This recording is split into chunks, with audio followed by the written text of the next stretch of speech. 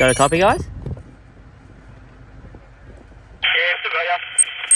And whereabouts are you now? Claw up the top of the hill. I was going to give you a call when we get to that ticket office. Yeah, roger that. So that's not bad range, guys. I'm still here at camp. They've left. So this is the turn off for Pagan Beach and the ticket office where you're supposed to pay. Okay, I can still hear you pretty clearly. Likewise. The handheld is just picking you up. Talk again. Ticket office, Pagan Beach, Dolphin Cove, turn off. No, negative, handheld's lost you. What about my one? Yeah, I can hear you okay there, Ollie. That's not too bad. I'll have a look how long that actually is on the on Google later on, but that's pretty good range. Well, from our campsite to the river crossing is 11 kilometres. And obviously now we're heading up onto a hill, sort of back towards you, I think. Yeah, roger that. What aerials have you guys running? Mine and Orion, I'm not too sure of the wattage or anything. Nah, the DBI is more. I think it looked like a 4 or 6er. I can't hear Chris much anymore. You're still coming through clear, Ollie. Mine's a 6 dB GME with... Yeah, okay. So what? See, I'm hearing you perfectly fine. I get a little tiny bit of a crackle, Chris, but I can still hear you perfectly fine. Yeah, roger. So guys, Those whips you got and Alex, you got much better than this bloody thing. so we're down here. You can see where the dot is, and they'd be somewhere up here. How about yours, Alex? Are you still picking up, Chris?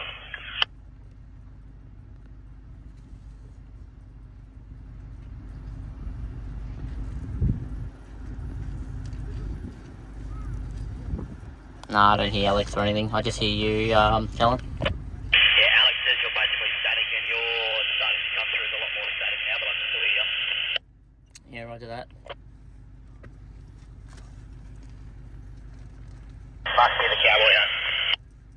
Yeah, look, at the end of the day, 10 plus Ks is not bad. Out here, I guess. I'm starting to lose you now, Chris. There's a lot more static now. For reference, if you want to time it out, we are where the limestone turns into gravel. Roger that. Received. Limestones turns into the gravel. Have a good one, boys.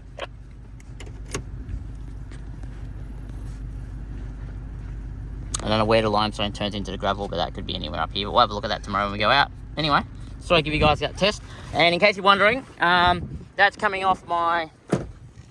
I've got that currently switched to my aerial here. I have not switched to the top aerial at the moment, and that's a 6 dBi, so, or 6.1 I think it is. I think it just said something else. I got you for a blip there. Yeah, it's cutting out. Can you still get me, or are you gone? Yeah, gotcha. Alright, I'll run it up to 7-0. See you later, boys. Nah, I don't think I'm in range anymore. I think they're gone. So, yeah, that gives you an idea of that setup. I could have gone to the roof aerial just to see, but normally people are mounting them on their bull bar or on the side of the car. You don't really see many people mounting them on the roof. If you do, it's really hardcore that have them on the back here, which is a good position on their four-wheel drive wagons or whatever it is. But that gives you an indicative idea of what to expect out of a...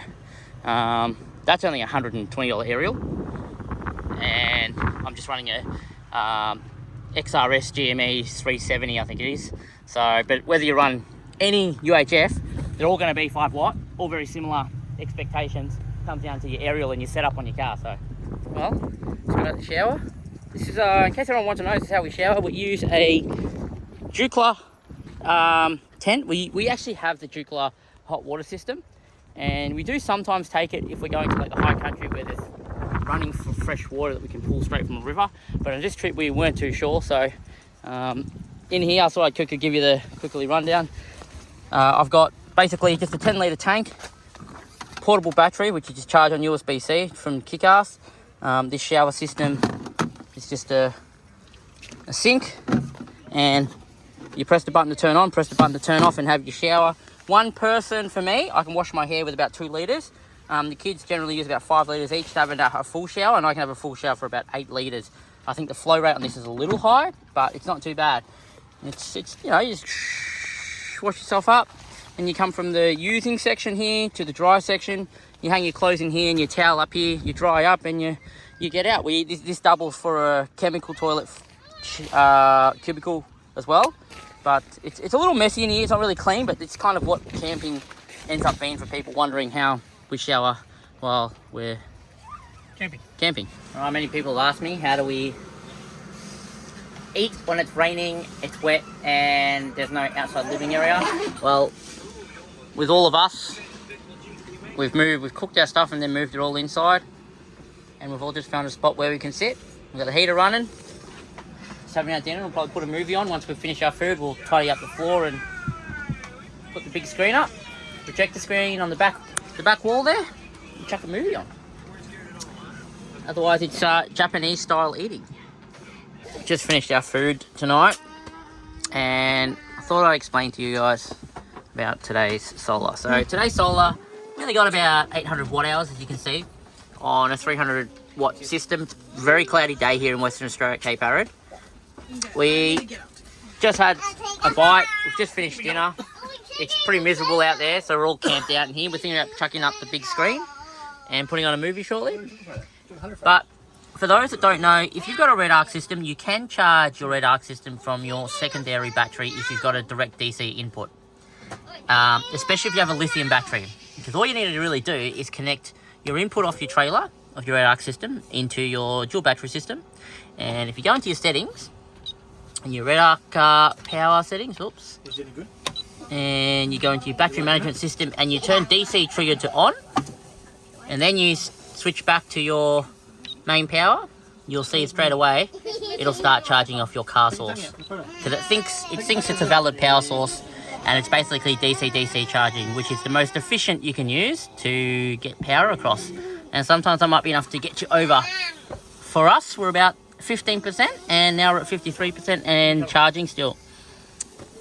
If you're a little bit handy with maths, if you know you've got like a 100 amp hour system, you could just go, well, if you're charging at 30 amps an hour, you could set a timer for 2.5 hours and turn it off, just to keep a little bit of charge left in your lithium battery so they don't go into safe mode. And that's your solution. And now it's movie time.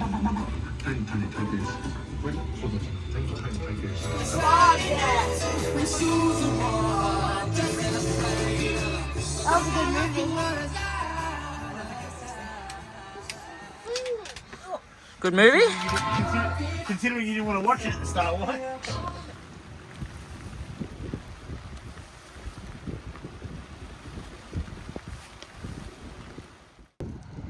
Currently packing up for the day, guys. Get ready to get out of here. One of the most challenging thing I reckon today is trying to get this awning down. It's pulling the pegs out and not letting the wind take it, because we've still got 30 to 40 kilometre an hour southwesterly winds, southeasterly winds at the moment, and the coast is over there, so it's just wanting to go that way. So we're just a big parachute at the moment. I'm actually surprised this lasted for the whole week without coming out. It goes to show. The straps like this, set up this way, so you have your poles pegged down there, and you have your ropes looped around the top, so this can't lift up over the peg, down and around to this, and you spread them out 2 directions, and that basically stops the pole from being able to go anywhere, stops the wind from being able to push that off. This thing there was that much wind coming in here at night that the whole van was actually rocking back and forth every time it went bang and the wind clapped inside of this area. And I thought, no way, the awning's gone, but at the same time there was no way for me to be able to pack it up in the middle of the night. Absolutely crazy. And now we're just thinking about, just packing this up now is going to be insane, because as soon as we've taken the pressure off, like that just wants to go up. So yeah, well, let's go. That probably will, yeah. I'm sure we can figure it. Anyway, guys, that's the way to do it if you want to keep your awnings intact and if it's strong enough. I'm actually surprised these joints haven't cracked. Yeah, Joe. Roger.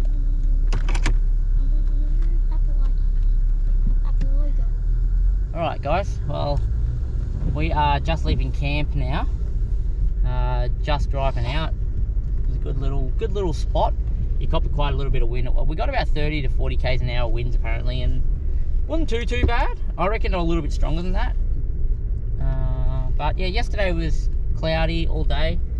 New Year's Eve and New Year's Day was really nice, and the days before that were just cloudy and dry. But yeah, it started raining about 4 p.m. last night. That was on New Year's Day. And today, yeah, it drizzled last night, rained a little bit last night, a little bit of wind. But otherwise, yeah, good little spot. It's kind of weird to me though, you've only got one way in and one way out on this beach. You can't come in at multiple points and exit at multiple points.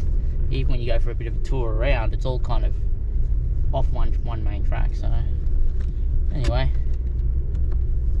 gonna head back to Esperance today. We're gonna give 11-mile track a go, but we're gonna do some housekeeping first and then go from there. Tire pressures are currently not unknown. Do I turn on my sensor? What do we got? Yeah, 16 psi cold temps. It's weird, normally I'm a bit cooler than that, but yeah, 16 psi cold temps. You guys can have a bit of a look at the water if you want. Get it out over there. Grab that hat out of your way. Grab good old Johnny out of the way. Maggie, sorry. Oh, that's second gear, so put my foot down in it with the camper on. I've currently got the camper on the back. It's not too bad. My tyre pressure sensor is telling me low pressure's warning, but that's alright. Flat line. Yeah, flat line. So 2,000 RPM at the moment. In second gear. So I'm just trying to take a photo. It's not too bad. I mean, because it's been a little bit wet, the sand's fairly packed today compared to what it was when we got in. Because this body's soft down here, I'll probably drop it down to first and get the power on. So now we're in first, just on the throttle. Find myself a track, power it down. Put the bottom out here. Alright. What? Not alright. What? Look at the mirror. Oh, the kids got covered in our dirty clothes. Can you push them back up their way? I'll pull over and sort it out. Down a second, I think. Some of the dirty clothes bags in the back fell down to the back row seat. So I mean, it's pretty good. I mean, overall, guys, you got to consider what have we got? So we're about 1.3 ton on the back now, with all our water and food consumed, and a 2.5 ton wagon. Rear axle's probably right on limit, and V6 alloy tech, you know.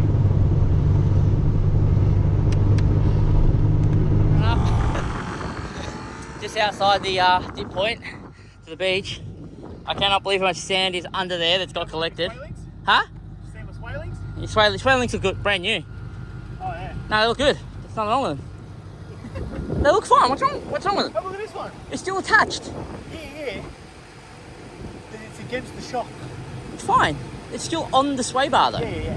No problem. It's still doing its job. It just bent an angle. Oh yeah, that's from your driving. That's all right. No problem with that. I'm in Esperance, tidying up some last minute stuff before we head back east. Now tell me, if you're driving around, you full drive, and you randomly see that, what are you gonna say? Come on in the chat. What do you say? What the hell is going on here?